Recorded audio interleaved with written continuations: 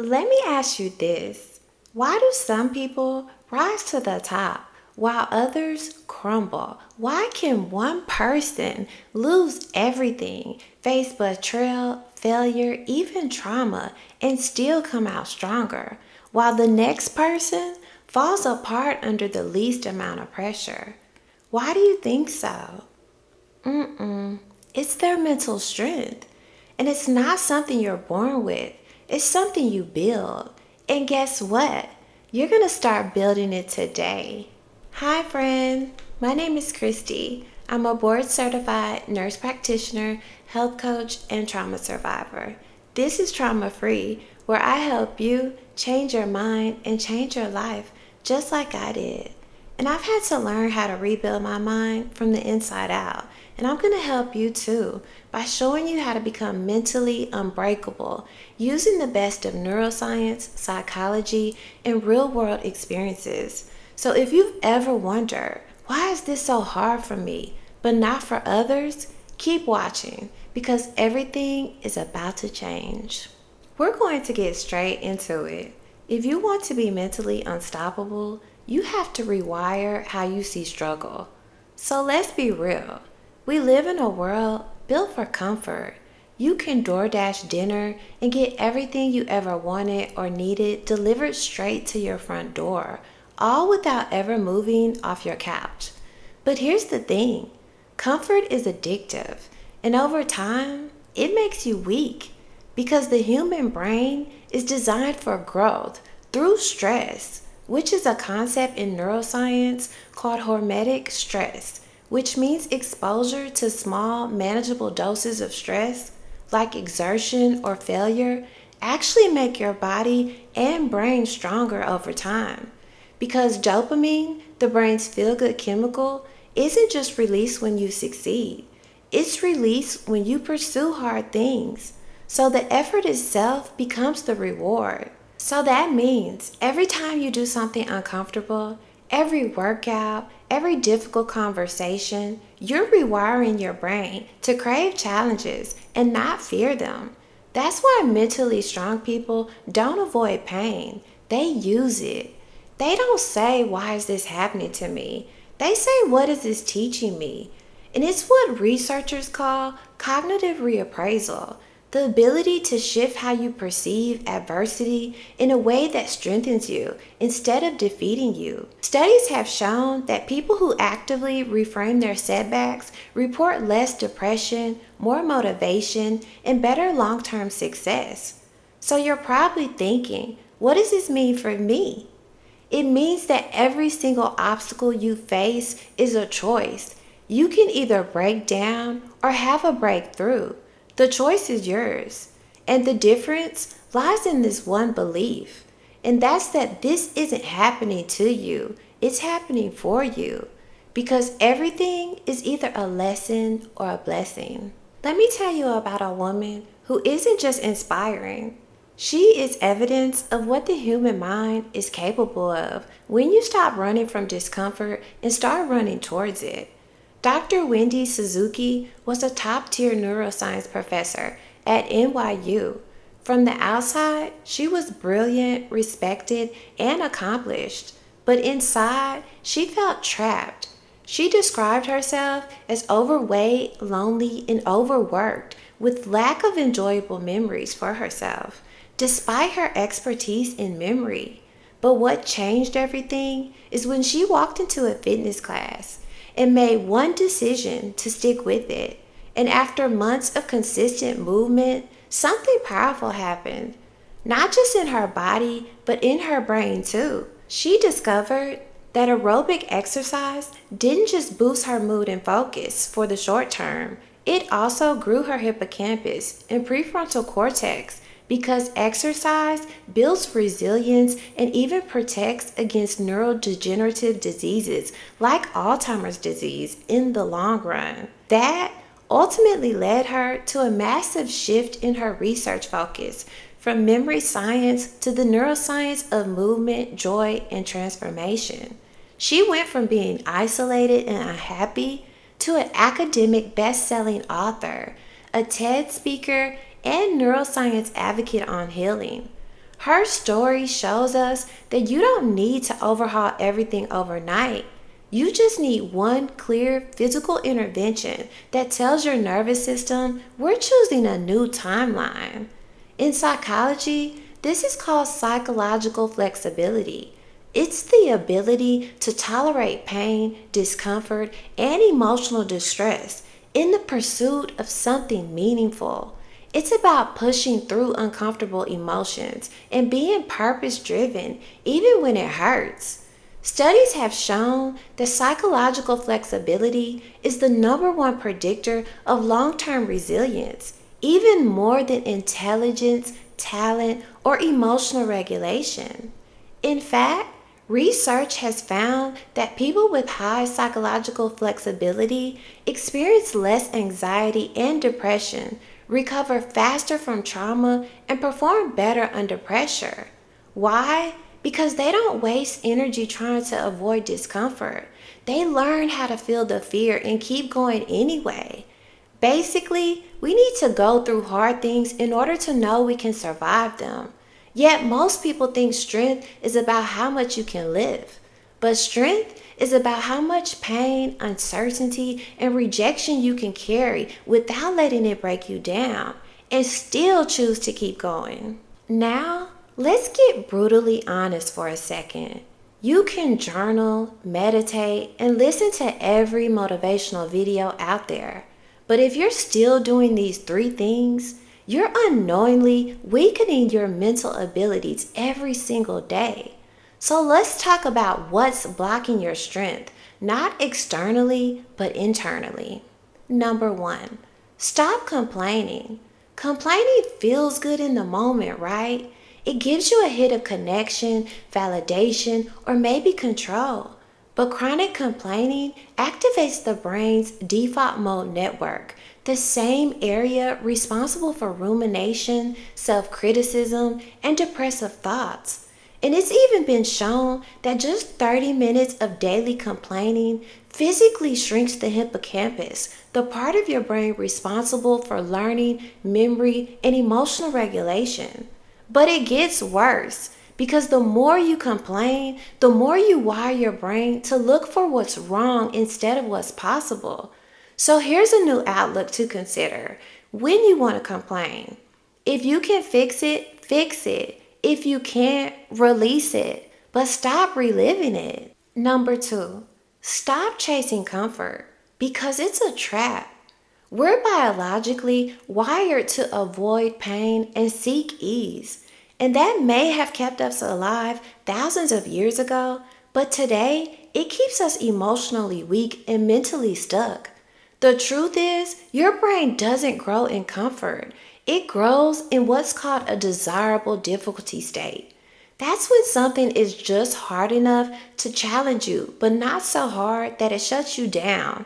And neuroscience shows that neuroplasticity, your brain's ability to rewire itself, is most active when you're slightly uncomfortable. So if everything in your day feels safe, you're not growing.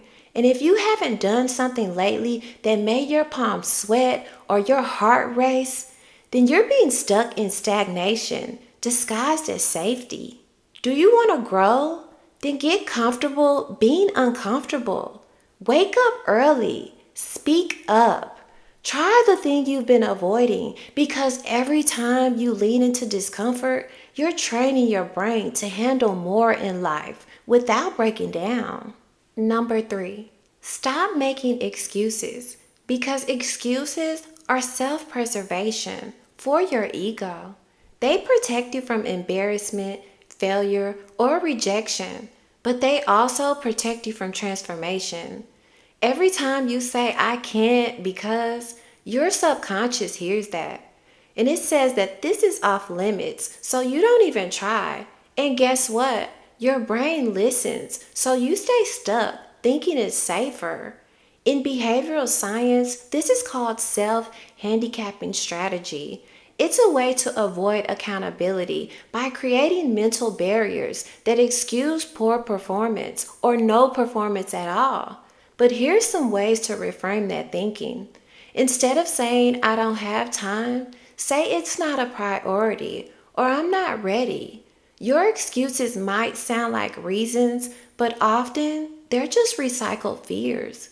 So if you want to be mentally unstoppable, you have to stop justifying your limitations. So you want to be mentally unbreakable, and you can't wait for life to test you so you can show what you got.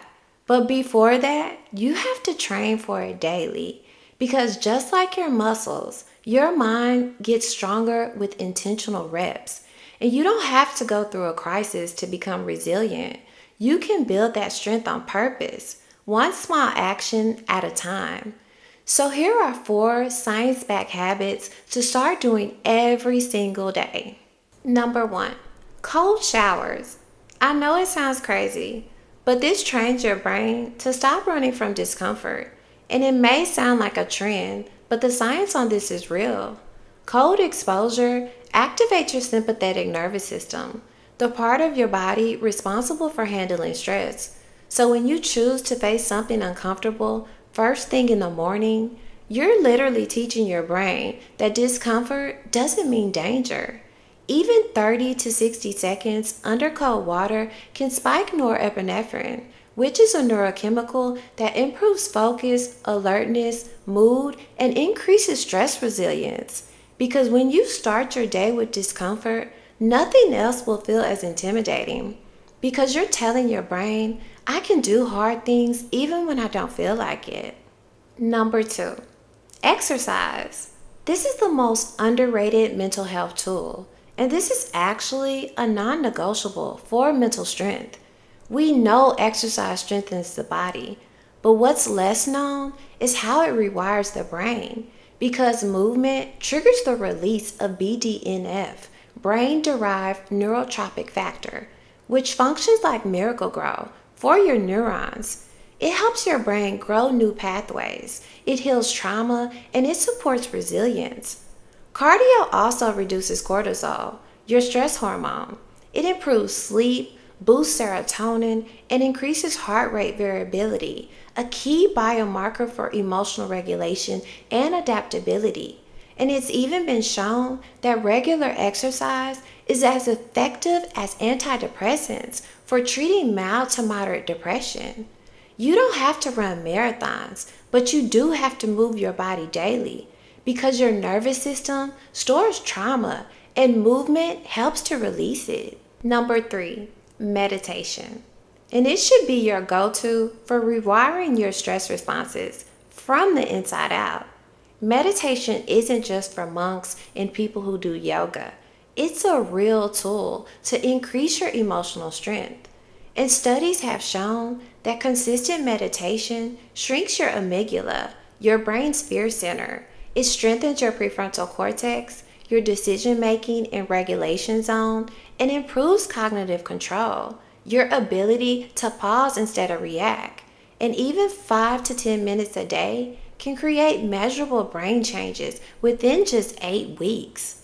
Meditation is not about clearing your thoughts. It's about observing them without letting them take over your mind. Number 4, do one hard thing every day because this makes resistance not so impactful. And believe it or not, it's the simplest and most powerful habit of them all. Every single day, choose one thing that challenges you. Wake up an hour earlier, finish that project you've been avoiding, or set a boundary instead of staying silent. Because when you do something hard on purpose, your brain learns that discomfort is safe, fear isn't fatal, and avoidance is an option. Resistance is built on micro moments, not massive events. And every time you do something that stretches your comfort, you expand your capacity to receive more in your life. You're teaching your brain that discomfort doesn't mean danger. It means growth. Most people avoid this because it's easier to blame than to face the truth. Emotion isn't the enemy. Reacting is. We've been taught to either suppress our emotions or get consumed by them, but neither builds strength and both keep us stuck. It isn't about avoiding emotions. It's about learning how to embrace them without losing ourselves. So when you're triggered by stress anger, rejection, or fear, your amygdala kicks in because it's your brain's alarm system. So it floods your body with adrenaline and it increases your heart rate, narrows your focus, and prepares your body to go into the fight, flight, or freeze response. From something as simple as getting triggered by a rude text, a passive aggressive comment, or a memory from your past. And if you respond immediately, you end up not reacting from your highest self. You react from your past wounds. So that's why the 2-second pause is so powerful. Because in that pause, your brain can shift from the amygdala, which is all about reaction, to the prefrontal cortex, which can help you by initiating decision making. So here's what to do when you feel triggered. Take a deep breath, count to 5, and ask yourself, am I about to react from pain? And this is called response inhibition. And it's one of the executive functions of the brain that determines your emotional maturity and level of mental strength, allowing for more thoughtful and goal-directed behavior. And neuroscience shows that the more you practice pausing, the more you strengthen the neural pathways associated with emotional regulation, empathy, and resilience. The people who thrive aren't the ones who avoid emotion.